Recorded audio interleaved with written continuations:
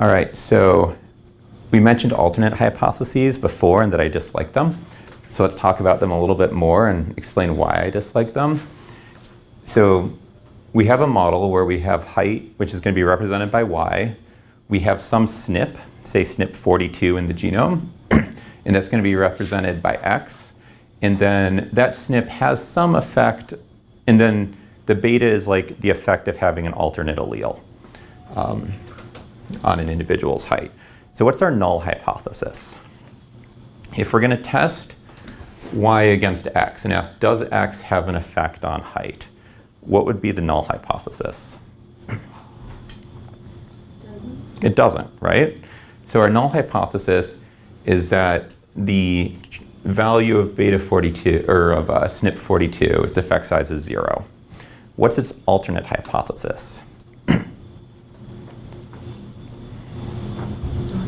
That it's not 0. Yeah, so that is a great thing that they teach you in stats class. And it's not incorrect, but nor is it correct. And I have a fantastic cartoon to demonstrate why. Can I get a volunteer to be one of the people in this cartoon? Who wants to do it? You got it, yeah. All right, could you be this guy? Sure. Okay, so the title, Did the Sun Just Explode? And we don't know because it's night, so we're not sure.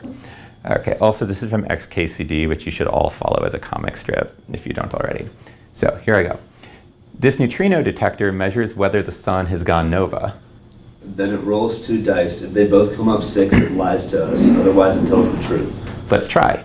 So detector, has the sun gone nova? It rolls and says yes. Now I, the frequentist statistician, say, well, the probability of this result happening by chance is 1 over 36, which is equal to 0.027. And since 0.027 is less than 0.05, I conclude that the sun has exploded. So then I say, I'll bet you $50 that it hasn't. Right? Who here believes the sun has not exploded? Like everyone. Why? Our hypothesis was that the sun has exploded and our machine says yes or no. And it only has a 0.027% chance of lying to us. So like, why aren't we all ducking for cover?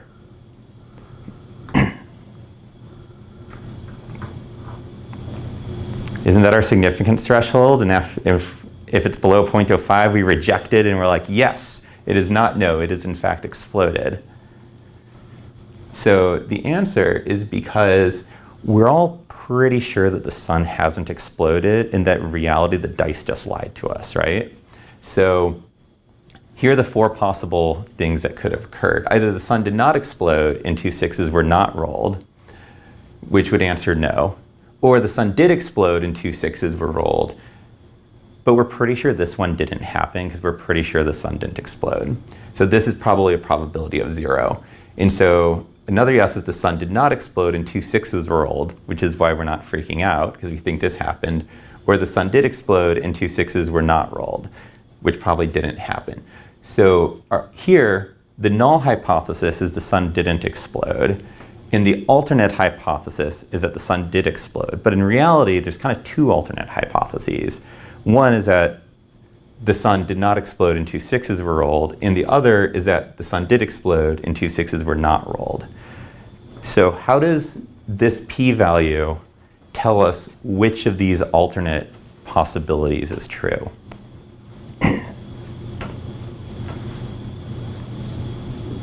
It doesn't, right?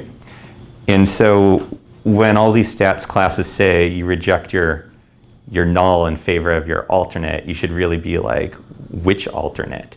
Because remember, your p-value in that definition says nothing about an alternate.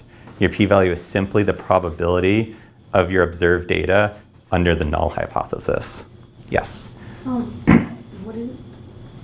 order to calculate the p-value in this case, wouldn't it have to be anything more extreme than that? Like, wouldn't you have to do 1 minus 0.027? Everything above it.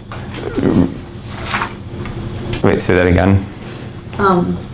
Like, wouldn't you have to do the opposite of that? So like the 1 minus 0.027 in order to find what the p-value is, since it's everything that's like more extreme than that, and that's like... Oh, I see what you're saying. Okay, so given the null hypothesis is true, which is that the sun did not explode, then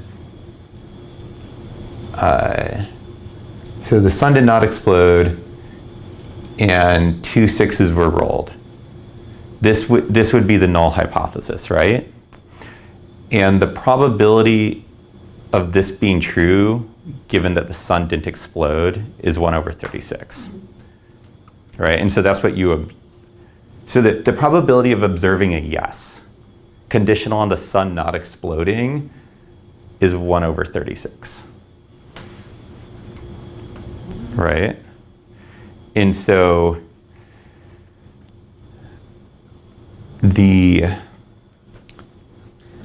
all the other possible combinations, if you were to sum up their probabilities, equal 35/36. And you would do 1 minus 35/36 because that's all of the things that are less extreme than rolling 2 6s. Right? But yeah, we can talk more later. But yes, it is.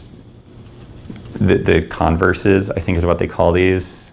And yeah, 1 minus the converse is like, instead of greater than or equal to, it's like the less than. And we can get into that in the concept questions. All right. So all of that said, this is one possible alternate hypothesis. What's another possible alternate hypothesis? You learned about this in a previous module. Yes. Environment? Or just some other factor? Yeah, so that's called confounding. Right. And yeah, there's definitely confounding as a possible other reason to create this. And there's one other thing which we talked about. Why did we talk about recombination? What did that tell us about? Why did we introduce that concept? After recombination, what did we discuss? Linkage. And what does linkage do? You got it. Tell me about linkage. The idea is that if 2 genes, or not 2 genes, 2 SNPs are occurring at the same time, and there's a phenotype, it could be either the result of one or the other, or both, and you can't tell which one it is. Yeah, pretty much. Yeah, SNP 43, it could be in perfect linkage with another SNP. And so statistically, there's no difference when you actually test a phenotype Y against 42.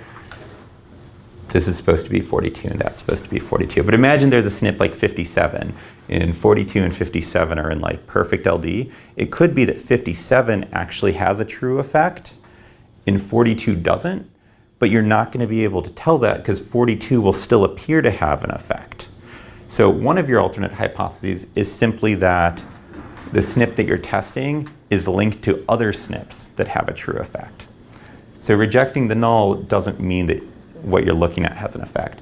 Also, as you said, it could be that this SNP actually just has some sort of population structure or confounding that we're not sure of, batch effects and how the data was processed. There's a whole slew of problems that can be possible reasons to actually observe reject the null, even though in this case the null might be true. Okay, so now let's talk about that significance threshold, because this is at 0.05 that everybody knows and loves until they learn a lot more about statistics and then they hate. So the significance threshold for rejecting the null hypothesis is 0.05. What does that mean? So let's say I give you a p-value of 0.1, and this is your significance threshold. Are you going to reject or accept the null? You're going to fail to reject the null, which is that different than accepting it? Yeah. Semantically. But essentially you're going to assume, yeah, you're going to say you don't have enough evidence to reject the null, so you're going to assume that the null is what's going on. So let's say I do a test, and in truth this is a null test. There's absolutely no effect. and I haven't actually done the test yet, but I'm about to do it. If this is my significance threshold, what's my probability that I'm going to like accidentally reject the null when the truth is that it's null? 5%, right? So what this means is that every time I do a test, I've got a 1 in 20 chance that I'm going to incorrectly reject the null.